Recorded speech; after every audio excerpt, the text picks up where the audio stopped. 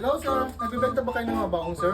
Ang dami pala. Oo sir, nagbebenta kami ng kabaong dito. Kahit anong klase pa sir, pamili ka lang dyan. Kung ano mga gusto mo kabaong sir. Tulad dito sir, ginara.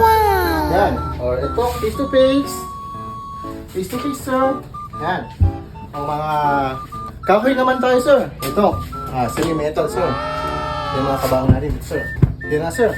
Pamili ka lang muna dyan paano design. Oo nga pala sir, gaganda ng kabaong sir. Nakaka-nabisa. So sir, mamimili na lang ako ng kabaong sir. Pwede bang sukatin sir? What? Yung kabaong sir. Magsukat ka na lang ng kabaong dyan kung anong gusto mong kabaong sir. Pero naman tong ordinary sir, ito, pwede mong sukatin yan sir. Yan sir. Sige sir, sukatin mo na lang.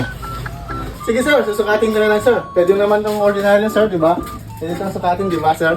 Sige sir, tataas ko na lang muna. Kung ano kung comfortable ba sir?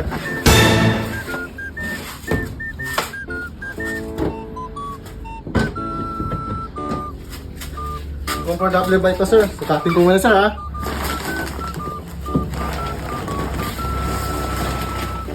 Oh!